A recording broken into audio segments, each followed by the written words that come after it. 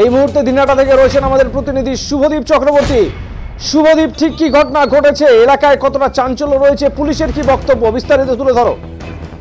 হ্যাঁ দেখো, আজকে সকালবেলা কিন্তু এই ফক্করের হাট অত্যন্ত গুরুত্বপূর্ণ এই জায়গা। সেখানে কিন্তু সাধারণ মানুষজন এই তাজা বোমাটি দেখতে পারেন এবং এক মহিলা তিনি যখন উঠোন ঝাড় দিচ্ছিলেন এবং সেই সময়ই তার নজরে আসে এবং এরপরেই খবর জানাজানি হতো। স্থানীয়রা সেখানে ভিড় জমান এবং পরবর্তীতে খবর পেয়ে কিন্তু সাহেবগঞ্জ থানায় পুলিশ সেখানে পৌঁছায় এবং বোমাটি উদ্ধার করে নিয়ে যায়। তবে স্থানীয় বাসিন্দারা কিন্তু এই ঘটনার পর থেকে আতঙ্কিত এবং কোথা থেকে এই বোমাটি এলো তা নিয়ে কিন্তু তারা প্রশ্ন তুলছেন। এবং স্থানীয় এক বাসিন্দা আমরা বক্তব্য পেয়েছি, যেখানে স্থানীয় এক বাসিন্দা বলছেন যে তাজা বোমার পাশে একটি সিগারেট পড়েছিল, যদি কোনো কারণে সেই সিগারেটে আগুন থাকতো তাহলে হয়তো বড় ধরনের দুর্ঘটনা ঘটে যেতে পারতো, এমনটা কিন্তু বলছেন স্থানীয়রা। স্বাভাবিকভাবে কিন্তু স্থানীয় বাসিন্দারা অনেকটাই আতঙ্কিত। অমিতা, অনেক ধন্যবাদ শুভদীপ। শুভদীপ চক্রবর্তী দিনহাটা থেকে আমাদের প্রতিনিধি বিস্তারিতভাবে তুলে ধরলেন।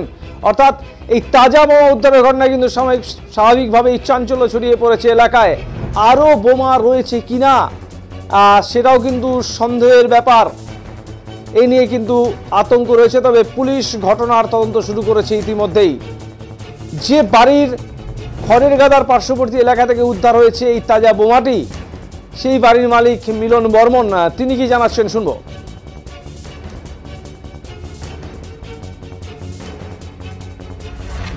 আমি তো সাগার বাড়িতে ছিলাম, আমি খালি কেবল মাত্র আসলাম,